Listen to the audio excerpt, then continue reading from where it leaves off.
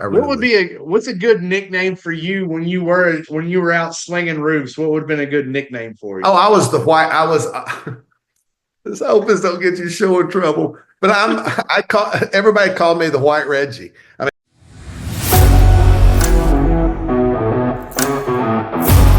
All right, welcome everyone to the Roofing Explained Poorly podcast, or the REP podcast as short.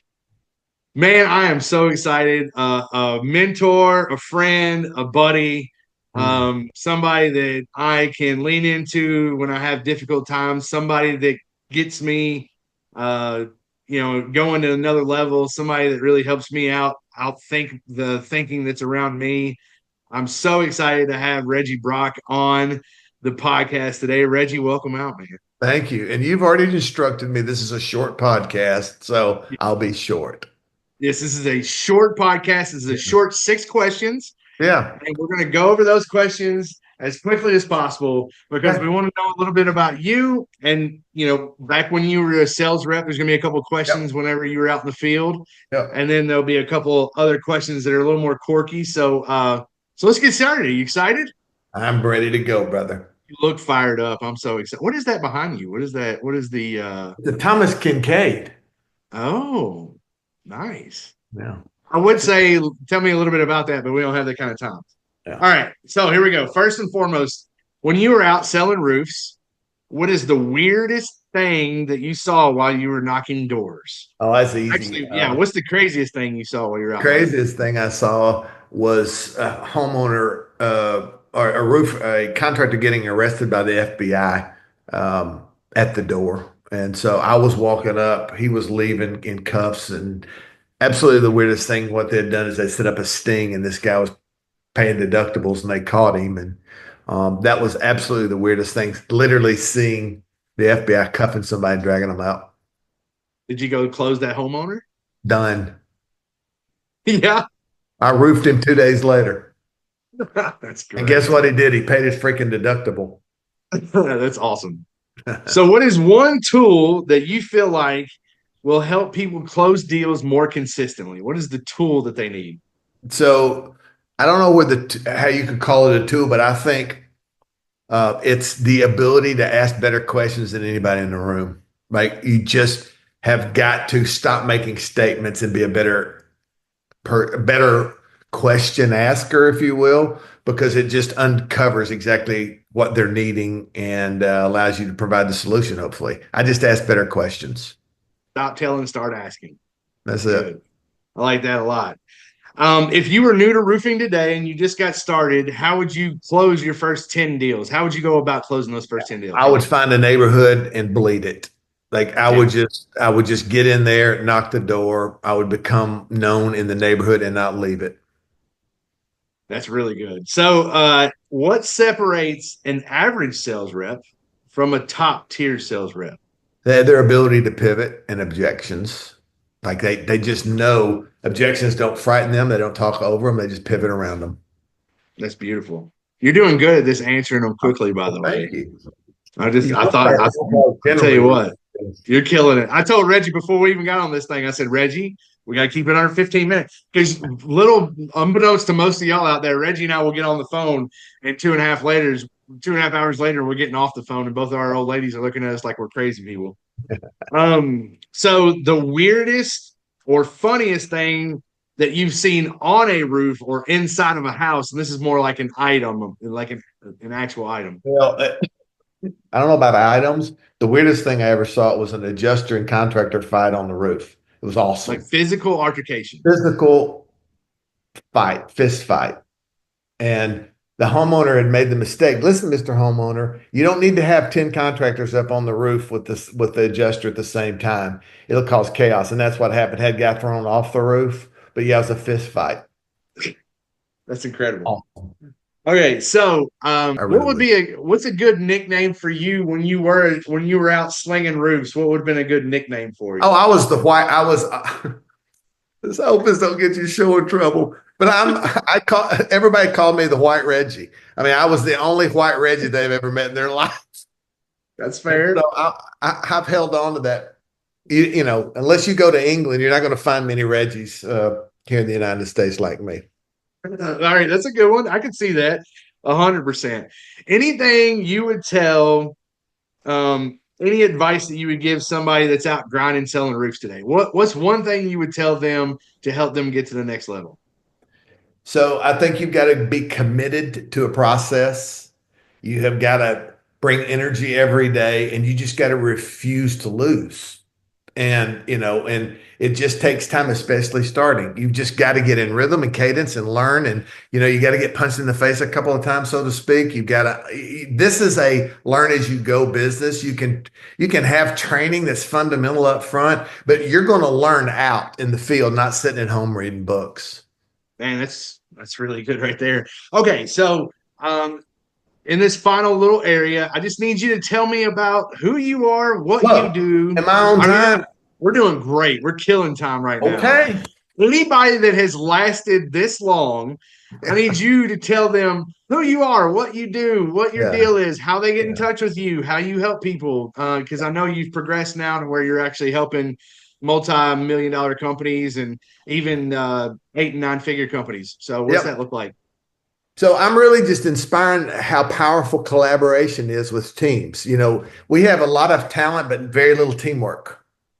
And so what I find is that if we can get great individually talented people to get in the same room and start thinking together and start expressing together and start collaborating together and start and allow diverse thought into the room, you're going to produce something together that you can't apart.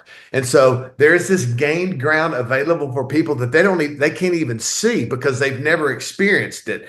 But when people work together, they collaborate, they start sharing with one another. There is a weighted new ground of gain that is never going to be accomplished by yourself. So my hope for people is that they will start being drawn back together as opposed to separated to produce things for gain regarding the collective. Nice. And people they're a lot more powerful together than they are individually. Yeah, I mean it's I don't know how we've lost our way with that. But what I know is that we need each other, and it's not just for gain, but it's for when I get down and I get one of the things I appreciate about our relationship is there are things that you've helped me to see that are beyond my resource. Mm. Think about what I just said. Many Wow. times we wall people out of our life when they're that actually can provide us the information that is unavailable to our own resource. You need people to extend your capacity. And how you get people to work together. How do you get individuals who are afraid to lose their identity if they become a part of a team to realize that's a fallacy? It's just not true. That's the challenge. So I go in and I unlock rooms and I unlock people and I do things that help them to realize that how big a gain it is for people to come together and to collaborate to produce things unattainable by their individual on individual way. That's so good. That's whenever people talk about our relationship, I always tell them that I love Reggie because I think I said it earlier, outthinks my thinking, right? You're always outthinking my thinking. And you got to be around people that expand your mind. And Yeah. who's your perfect avatar? So your perfect company or your perfect situation, who Yeah. is it that's maybe listening to this right now that would go, man, I kind of sort of like that Reggie guy. Like, what's he Yeah. doing? Like, who's your perfect avatar, and then how do they get in touch with you? Yeah, it's usually into groups. I mean, it's teams that have really talented people, but they just don't work together well. There's Mm. conflicts departmentally, there's conflicts personality wise, there's conflicts in many different ways. And so I'm like a moth drawn to that lamp. It's like, that's where I fit because I help come in and create those connections with them. So if you've got conflict in your business or talented people that are just not working together, I can help. There's a way to go about this and honestly, Jay, sometimes it just takes somebody from the outside coming in who doesn't have a dog in the fight. I mean, there's not a win here to me other than their collective process and growth. That's it. And so, that's kind of my perfect, which basically describes most companies that I know today. lots of talent, but they just don't move together. And what they're Yeah. missing is this exponential growth that everybody's talking about will never attain until that collaboration is created. So if somebody owns one of those companies or maybe works for one of those companies, how they go about getting in touch with you? I'm all over social media. They can go to reggiebrock.com and we can just set up a chat. And that's what I suggest. All I'm looking for is let's have a conversation. Let's see if what I do and how I do it is actually what you need to create higher performers inside of your organization. Because I'll say this in close. When sometimes the lack of performance is a mental or an emotional issue, it's not a talent issue. Yeah. Like they've got the talent, they've got the energy, they got the skill, but there's something in their head that they can't get past. Or there's an emotion that they feel that hinders their ability to perform the task required. So, what I tell people is this: I'm going to focus on the head and the heart. Jay and other friends of mine across the country provide a lot of the tools that you need to be successful. For people, if you believe that the way people think and feel affects the way they behave, I can help you navigate that and get people where they're more mentally focused and then where they're more emotionally controlled. And when you do that, when they put their hands on tools to go to work, they're just going to be more effective. Love it. And at the end of the day, whether you're on the side of LeBron James or Michael Jordan, they both had a coach just like Reggie that helped them be a high performer. And if you want to be a high performer in your business, I definitely suggest getting up with Reggie. So, Reggie, thank you so much for being a guest here on the Roofing Explained Poorly podcast. We hope you had a good time.